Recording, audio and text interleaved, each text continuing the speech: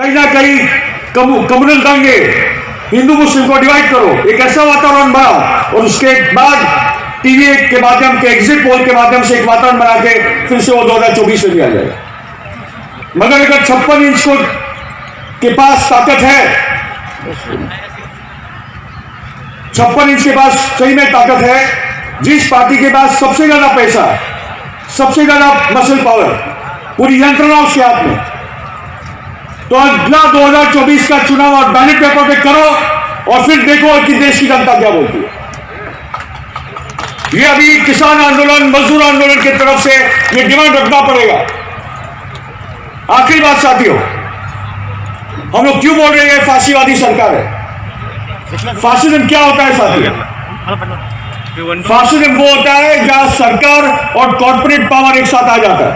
जब कंपनियां और सरकार एक साथ हो जाती है तो फिर एक कॉर्पोरेट टेक ओवर हो जाता है। आज ये हालत है साथियों की, जिस प्रकार से सभी कंपनियां बेची जा रही है, मंडल कमीशन और मंडल आयोग का कोई मतलब रहा नहीं, क्योंकि सब कुछ प्राइवेटाइजेशन में जा रहा है। एक नई किस्म की वर्ण व्यवस्था पे लादी जा रही है, जहां शूद्र अतिशूद्रों के पास जमीन जब नहीं थी, आज किसान बहुजनों के पास है, वो जमीन कॉन्ट्रैक्ट फार्मिंग के हाथों से चली जाएगी। ये पूरी एक नई वर्ण व्यवस्था लादी जा रही है, ये अडानी, अंबानी और मोदी के द्वारा। और फासिज्म के बस एक ही मिनट लेते हुए कि धर्मांध ताकतें, एक मेजॉरिटेरियन फैसिज्म देश पे लादा जाए, एक झूठी राष्ट्रवाद की बात की जाए। वही अर्नब गोस्वामी पुलवामा के टाइम पे सेलिब्रेट कर रहा है कि अब ये पुलवामा हो चुका है, अभी हम जीत जाएंगे। ये है राष्ट्रवादी चैनलों के हाल। तो ये लड़ाई, ये जो किसान मजदूरों ने जो लड़ाई की है, जो संघर्ष खड़ा किया है, वो देश के बचाने के लिए, हर एक भारतीय को बचाने के लिए। और इसलिए मैं बोल रहा हूं साथियों कि आज दिल्ली को वो घेर चुके हैं भारत को आजाद करने के लिए। धन्यवाद साथियों।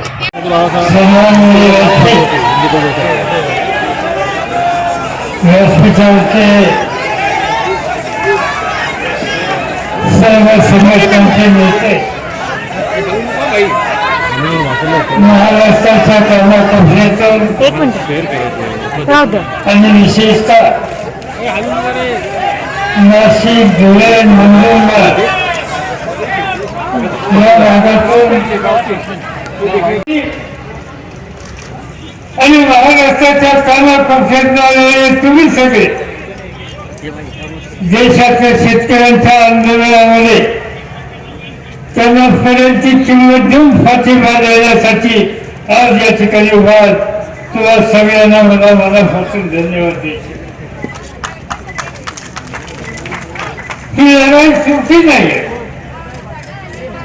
आणि त्याचं महत्वाचं काय, ज्यांच्या हातामध्ये सत्ता आहे त्यांना या देशातल्या कष्टकऱ्याच्या आणि शेतकऱ्यांच्या बद्दलची कवडीची आस्था नाही। आपण फक्त 7 दिवस झाले उन्हातानाचा, थंडी वाढीचा विचार न करता तो पंजाब मधला होता, हरियाणातला, तो वेस्टर्न यूपीचा शेतकरी त्या ठिकाणी बसलाय। देशाच्या प्रधानमंत्र्यांनी चौकशी केली, याचा उल्लेख या ठिकाणी आता केला, सांगितलं गेलं की हा पंजाबचा शेतकरी, म्हणजे पंजाब म्हणजे काही पाकिस्तान नाही, पंजाबचा शेतकरी काही साधा शेतकरी, स्वातंत्र्याच्या आंदोलनामध्ये जबरदस्त किंमत देणार, जालियनवाला सारखा इतिहास घडवणारा, स्वातंत्र्याच्या नंतर चीन असो, पाकिस्तान असो, यांनी हल्ला केल्याच्या नंतर या देशाच्या भूमीचं रक्षण करणारा, पर्यंतची किंमत देणारा आणि सलग 115-20 कोटी लोकांचं 2 वेळचं अन्न देणारा हा बळीराजा, हा माझा पंजाब मधला, माझा हरियाणातला, माझा वेस्टर्न यूपीचा, अन्य देशा राजकारण आणि त्याच्याबद्दलची या प्रकारची नाट्यफलाची भूमिका आज या ठिकाणी सरकार घेत आहे, याचा निषेध करण्याची गरज आहे. आज म्हणणं काय आमचं कायद्याच्या संबंधीची भूमिका घेतली. इथं सांगण्यात आलं माझ्याकडे देशाच्या शेतीचं काम होतं. 2003 मध्ये कायद्याची चर्चा सुरू झाली, ज्यावेळेला आमचं कुणाचं सरकार नव्हतं.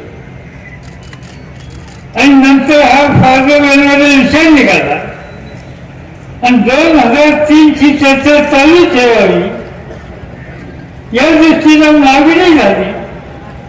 मी स्वतः देशातल्या सगळ्या शेती मंत्री यांची बैठक बोलवली, एकदा, दोनदा, तीन, आणि कृषी कायद्याच्या संबंधीची चर्चा सुरू केली. आमच्या काळामध्ये ती चर्चा संपली नाही. भाजपचं राज्यात आणि त्या राजवटीमध्ये न करता कायदे म्हणजे मला आठवतं संसदेमध्ये तो कायदा आणला.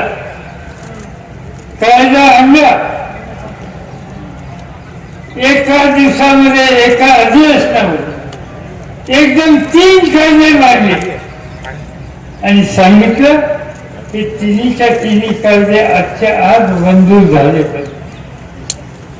मला आठवतं गुलाम नबी आझाद विरोधी पक्षाचे नेते आणि अन्य सगळ्या विरोधी पक्षाचे नेते होते आणि त्यांनी सांगितलं की या कायद्यांची चर्चा आम्हाला करायची.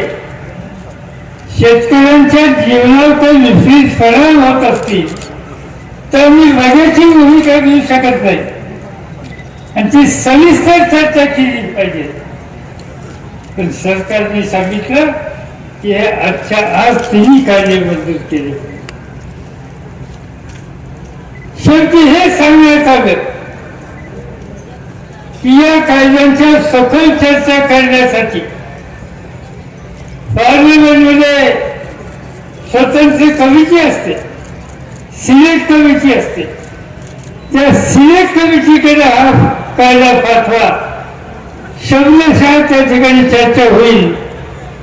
आणि सिलेक्ट कमिटीचं मी तुम्हाला अनेक वर्षाचा संसदेचा सभासद म्हणून सांगतो की त्या ठिकाणी सगळ्या पक्षाचे लोक असतात. अनेक वेळा कायद्याची चर्चा होते. शक्यतो तिची चर्चा एकमताने होते आणि कायद्यानंतर सहज पास होतात. शेती कायदा या संबंधी हा मार्ग होता, पण केंद्र सरकारने स्वच्छ भूमिका घेतली. चर्चा नाही, कमिटी नाही. हा कायदा आम्ही मानलेला जसाच्या तसा आणि तसाच मानला पाहिजे या प्रकारची भूमिका त्या ठिकाणी घेतली. लोकांनी त्याला विरोध केला आणि चर्चा न करता हे तिन्ही कायदे पास झाले म्हणून जाहीर करून टाकले. हा घटनेचा फल आहे. डॉक्टर बाबासाहेब आंबेडकरांनी घटनेला अधिकार दिला. आज लोकशाहीमध्ये, संसदीय लोकशाहीमध्ये आपण पार्लमेंट ठेवलं.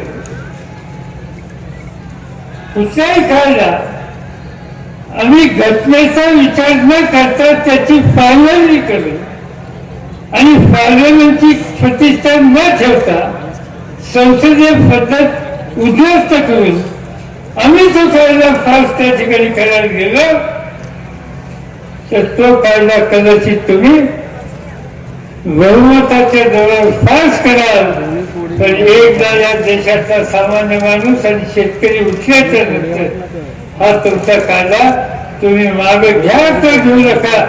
तो कायदा आणि तुम्ही त्या दोघांनाही उद्ध्वस्त केल्याशिवाय राहणार नाही आणि त्याची सुरुवात झाली. आज सबंध असताना पुन्हा तणामध्ये तुम्ही चालला, अनेकांच्या फाळाला फोड आहेत, त्याची चिंता नाही केली. तुम्ही चिंता केली शेतकऱ्याच्या भवितव्याची आणि मग तुमच्याशी खेळ खेळण्याचं काम कुणी करतं. तर त्याला एक प्रकारचा धडा शिकवण्याच्या संबंधीची कामगिरी ही आपल्या सगळ्यांना करावी लागणार आहे. आणि म्हणून या कायद्याला आपल्या सगळ्यांचा विरुद्ध ही भूमिका तुम्ही या ठिकाणी मांडली. मला अजूनही सांगेल या समान देशातला शेतकरी म्हणतो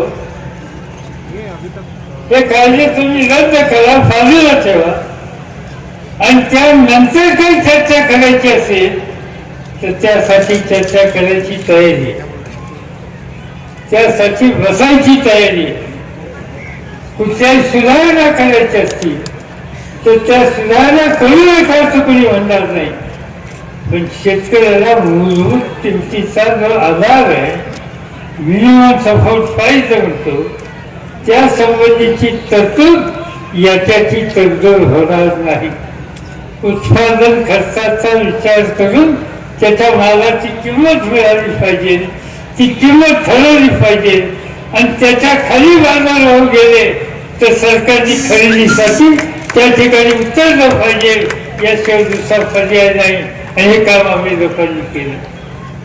मी स्वतः बघितलं, 10 वर्ष मी बघितलं अन्नमंत्री म्हणून पंजाबमधल्या शेतकऱ्यांनी सबन हिंदुस्थानला फुलेल एवढा गहू तांदूळ दिला आणि 100% खरेदी करायला सांगितलं. त्यावेळेच्या सरकारने मनमोहन सिंगांनी आम्हाला सांगितलं 100% खरेदी करा. आजचं सरकार 100% खरेदी करायला तयार नाही. आजचं सरकार किमती पडल्याच्या नंतर किमती त्यातलं शेतकऱ्याला वाचवण्यासाठी मार्केटमध्ये